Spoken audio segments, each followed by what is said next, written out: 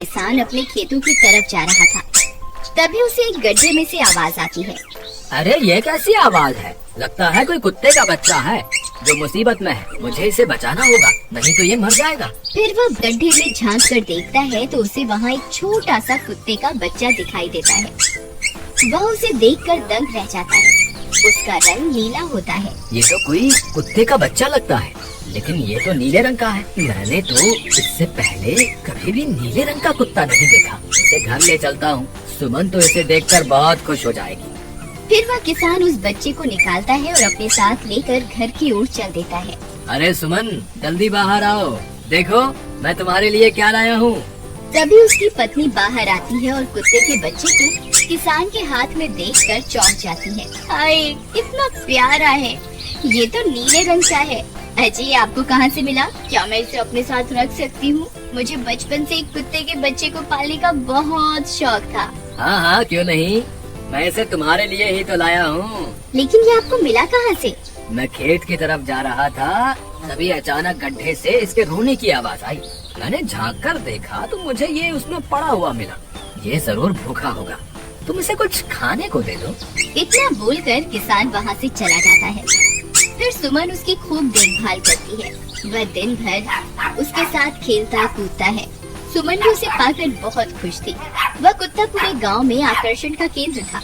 वह जब भी गांव में घूमने निकलता, सारे गांव वालों की नजर उसी पर टिक जाती थी, क्योंकि किसी ने भी नीले रंग का कुत्ता पहले अपनी जिंदगी में कभी भी नहीं देखा था। अरे हरिया, देख तो, ये उसी किसान का पिल्ला है। तूने कभी नीले रंग का कुत्ता देखा है क्या? नहीं भाई, मैंने तो पहली बार ऐसा कुत्ता देखा है। लेकिन ये इस किसान को मिला कहाँ से? इतना अनोखा कुत्ता खरीदने की हैसियत तो इस किसान की है नहीं।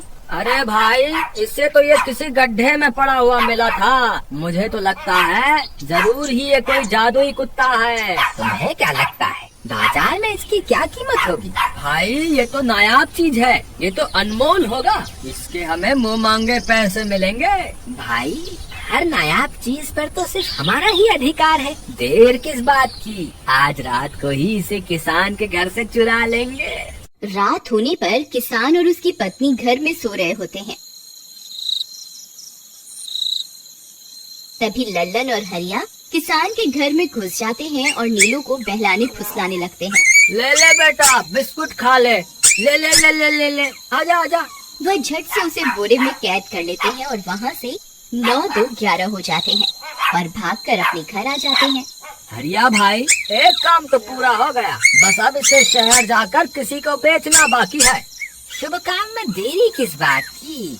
हम कल सुबह होते ही इसे शहर जाकर किसी को बेच आएंगे। अगले दिन सुबह होने पर वे दोनों नीलू को बोरे में डालते हैं और उसे बेचने के लिए निकल पड़ते हैं। रास्ते में उन्हें एक सेठ मिलता है।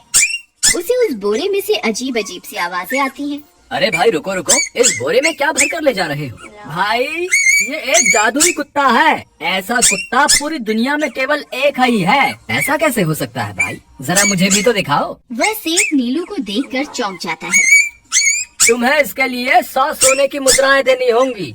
ठीक है, मुझे मंजूर है। लो, ये लो तुम्हारी 100 मुद्राएं। आज से ये कुत्ता मेरा हुआ। वहीं दूसरी तरफ नीलू को घर में ना पाकर सुमन और किसान परेशान हो जाते हैं। सुमन का रो रो कर बुरा हाल हो जाता है। नीलू, तुम कहाँ चले गए? तुम्हारे बिना मैं कैसे जीऊंगी? वापस आ जाओ ना नीलू। अजी, मेरे नीलू को कहीं से भी ढूंढ कर लाइए।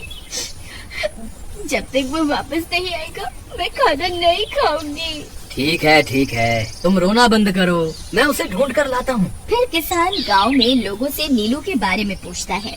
अरे भाई, मैंने तुम्हारे कुत्ते को देखा था। वो लल्लन और हरिया तुम्हारे घर से बोरे में किसी को भरकर ले जा रहे थे। वो अवश्य ही तुम्हारा कुत्ता होगा। फिर किसान भागता हुआ लल्लन के घर जाता है। लल्लन, मुझे पता चल गया है, तुम्ही ने मेरे नीलू को चुराया है। उसे अभी के अभी वापस लौटा दो, नहीं तो मुखिया से कहकर तुम्हें कड़ी से कड़ी सजा दिलवाऊंगा। अरे हरिया भाई, इसे कैसे पता चल गया? मुझे लगता है किसी ने हमें उसे चुराते हुए देख लिया होगा। मुझे अभी के अभी मेरा कुत्ता वापस करो, नहीं तो अच्छा नहीं होगा। भाई तुम्हारे कुत्ते को तो हमने 100 मुद्राओं में बेच दिया, अब तुम चाहो तो सारी मुद्राएं रख लो और हमें छोड़ दो। नहीं नहीं, मुझे मेरा कुत्ता ही चाहिए। तुम्हारे पास कल सुबह तक का वक्त है, कैसे भी करके उस व्यापारी को ढूंढो और मुझे मेरा कुत्ता वापस ला कर दो, नहीं तो जेल जाने के लिए तैयार हो जाओ। इतना बोलकर किसान वहाँ से चला जाता है। अरे मर गए रे, अब क्या करें? ये तो थानेदार की धमकी देकर गया है। लल्लन भाई, मुझे जेल नहीं जाना, कुछ करो ना। अरे अब क्या होगा? चलो उस सेठ को ढूंढते हैं, उसे उसके सारे पैसे लौटाकर उस कुत्ते को वापस ले लेंगे। वे दोनों उस सेठ की तलाश में निकल पड़ते हैं, लेकिन बहुत देर तक ढूंढने पर भी उन्हें वह सेठ नहीं मिलता। लल्लन भाई, यहाँ तो सेठ का कोई नामो निशान ही नहीं है, न जाने अब तक कहाँ निकल गया होगा। अब क्या करें?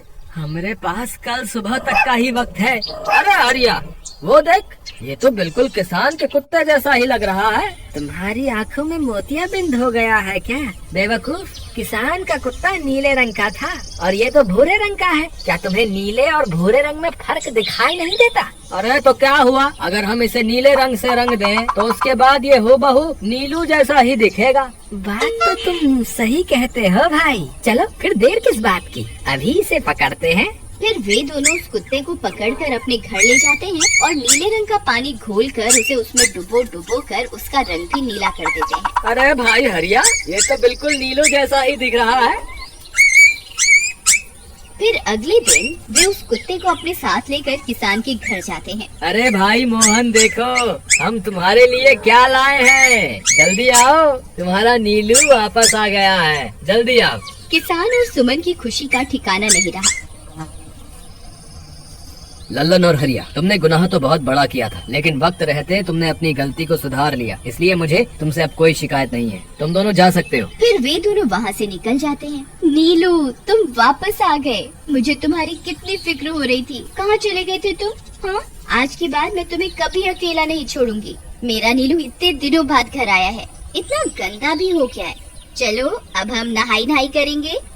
फिर सुमन उसे नहलाने लगती है। अरे मेरा नीलू नहाई करेगा, इतना गंदा हो गया है। पानी उसके ऊपर पड़ते ही वह कुत्ता छटपटाने लगता है। अरे क्या हुआ नीलू, तुझे तो नहाना बहुत पसंद था, आज क्या हो गया तुझे? तभी उसका सारा नीला रंग उतरने लगता है। अरे ये क्या, इसका रंग क्यों उतर रहा है? तभी वो कुत्ता गुस्से में आकर सुमन को काट लेता है। अरे मर गई रे, हाय रे। अरे सुनो जी, इसने तो मुझे काट खाया। हाय रे अजी, सुनते हो? जल्दी आओ, मुझे लगता है ये हमारा नीलू नहीं है। देखो, इसका तो सारा रंग ही उतर गया। ये तुमने ठीक नहीं किया लल्लन, अब मुझसे बुरा कोई नहीं होगा। फिर किसान गुस्से में लल्लन और हरिया के घर जाता है।